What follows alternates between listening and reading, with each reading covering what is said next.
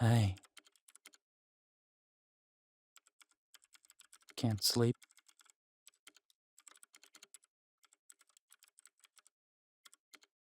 Yeah, unfortunately for me, I have to finish writing this up before class tomorrow, so here I am.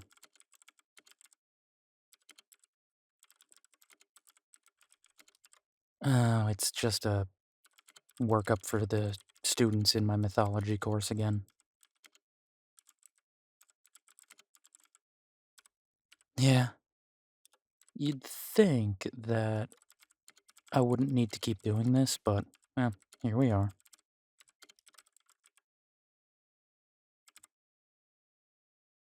Well, with this, we're kind of talking about, how mythology changes over time, even within similar cultures.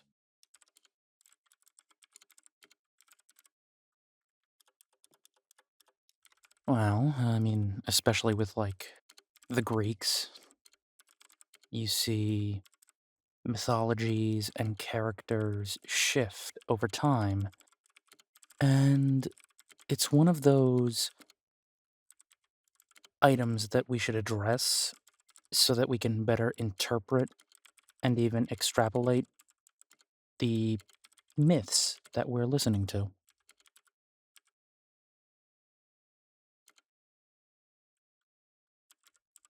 Yeah, I guess, or reading, or watching, or however we're consuming them.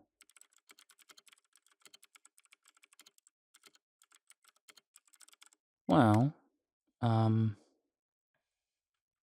in this case, I'm using Persephone and Hades.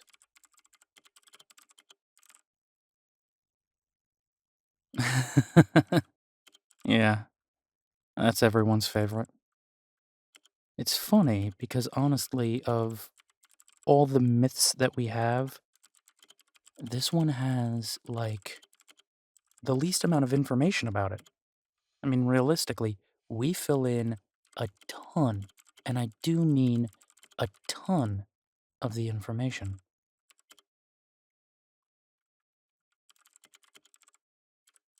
How so? Well, hold on. Do you really want to hear this right now?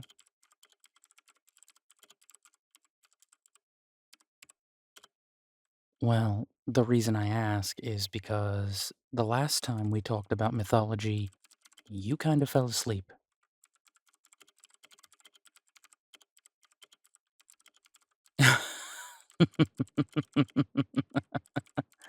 Really? You wouldn't mind falling asleep? I should take offense to that at some point, but oh well. How about this then? You get comfortable. I'll tell you what I'm working on. If you fall asleep, you fall asleep. Doesn't bother me.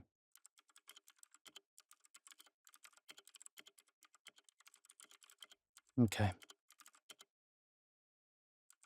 Well, for starters, we don't even have the entire text of this myth. Hades and Persephone, the story we all know, comes from one of the Homeric hymns, specifically the Homeric hymn to Demeter. Everybody knows Demeter, Persephone's mom, goddess of the harvest and growth and all that plant life. One of the big six.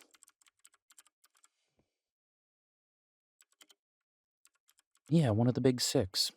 Zeus, Poseidon, Hades, Demeter, Hestia, Hera. The six gods and goddesses that fought the Titanomachy.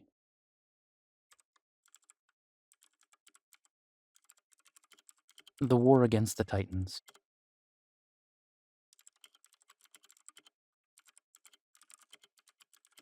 We get this hymn, or this myth, from the Homeric hymn to Demeter. However, about two-thirds of the way through, the pages are torn. Like, the primary source, the one that we know is the one that was written. It's just gone. So we're extrapolating a lot from the myth. What's weird is, though, besides the Iliad, this is the first real proof of Hades. And in it, Hades is not a villain. That's the thing that's worth remembering. We attribute villainhood to Hades because he's the god of the underworld. And in our modern sense, we attribute any god of death or the underworld to Lucifer. Which is funny when you think about it because Lucifer isn't really evil, but a punisher of those who are evil. And we just assume evil because of his connection to hell. That's a whole other story, though.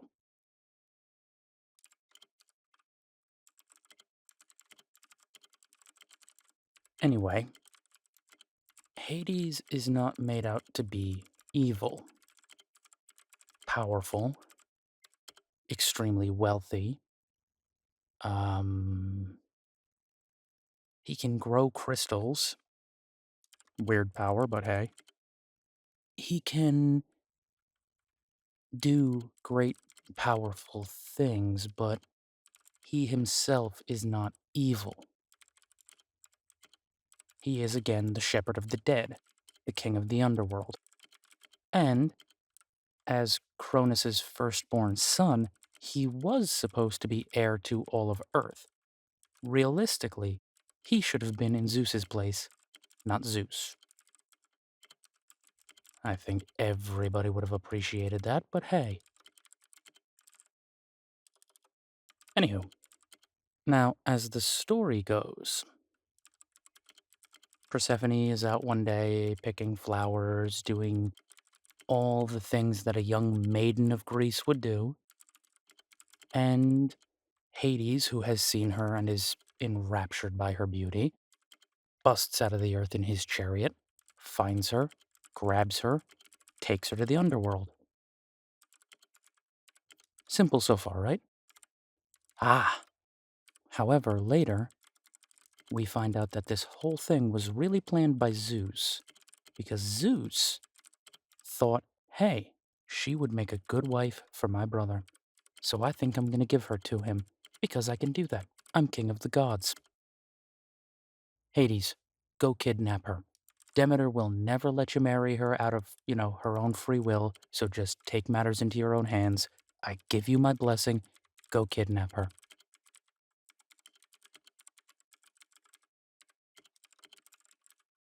Of course, Hades does it, kidnaps her, brings her to the underworld.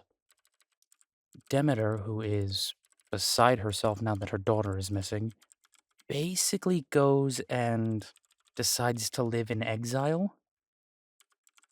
She actually starts caring for one royal family's child and transforms herself into an old woman, basically becoming a nurse. It's very weird. Then there's this whole she takes this royal family's baby, the heir prince, and kind of sets him on fire, but not to kill him, to slowly burn away his mortality, thus making him a demigod. Again, very weird.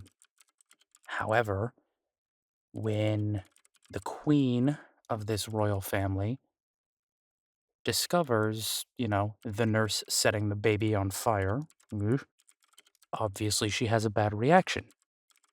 Then Demeter reveals herself as, I am Demeter, goddess of the harvest. How dare you question me?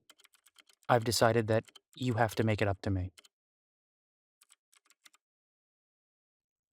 How does one make this up? Well, of course, you have to build a temple to Demeter and Persephone, and that's that. Then Demeter goes and lives in her, new temple, decides to sequester herself, but in doing so, she removes her powers from the earth, thus halting the growth cycle and bringing an eternal winter. Not great for plants.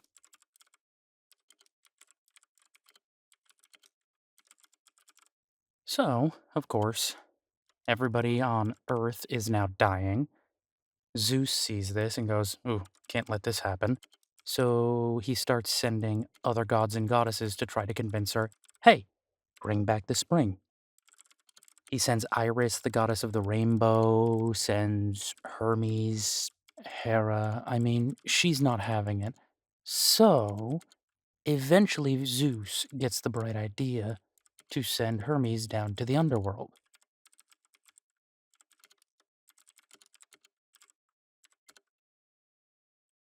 Hermes arrives and finds Persephone and Hades together, but see, and this is where the myth diverges. In pop culture, she's miserable, but Hermes actually finds her, like, happy.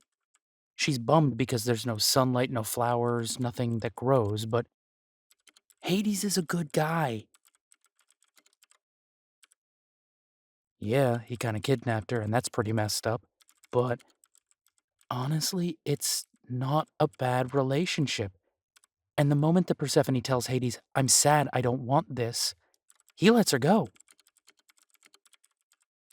He tells her, "You can be free. You can go back up top. I will work on becoming the best husband I possibly can," because he honestly does love her. And she has started to fall for him.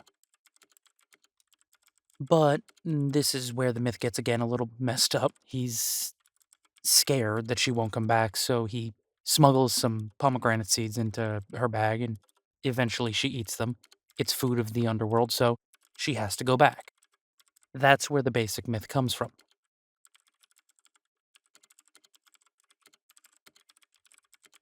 The thing about this myth is, though, there's a lot more evidence to say that Persephone probably wasn't kidnapped as much as she chose to go down.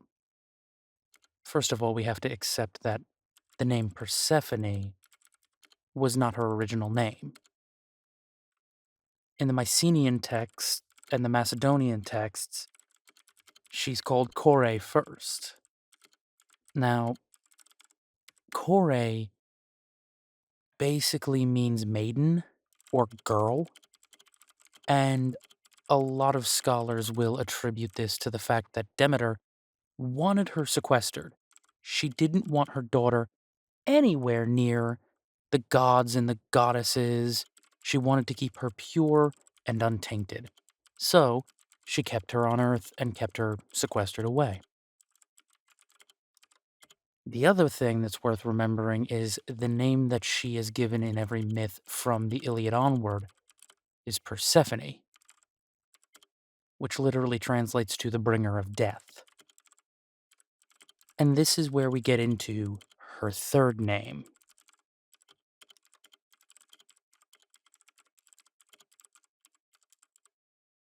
In a lot of the Mycenaean and Macedonian tablets, we find her name Desponia, or the Dread.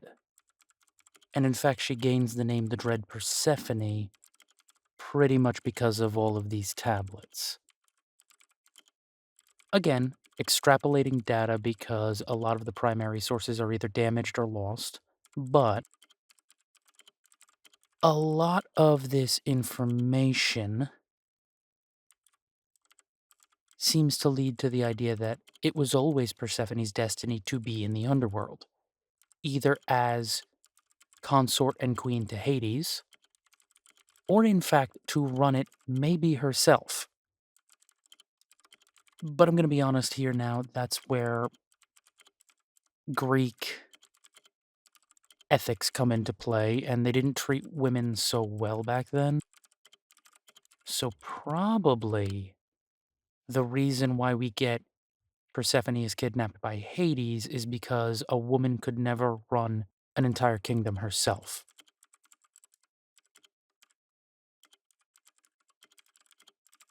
If you think about the gods' hierarchy, Zeus is king of the sky, Poseidon is king of the ocean, Hades is king of the underworld.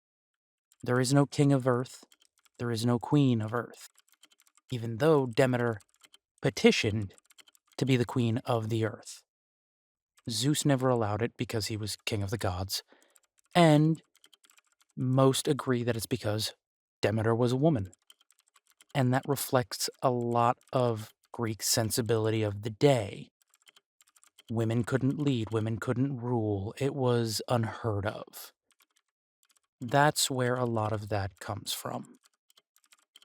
But this is what I'm trying to get across to my students by discussing Hades and Persephone especially as Kore, Persephone, Desponia.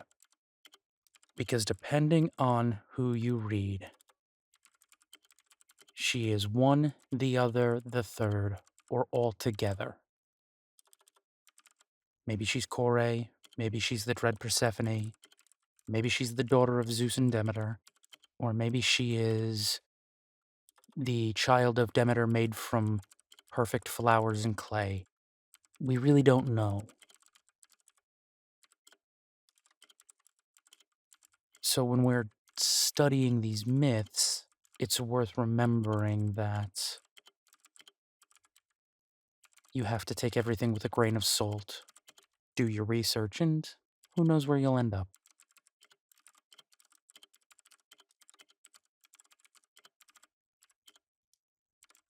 Now, I'm going to keep typing this up for a little bit, but why don't you just lay back and relax?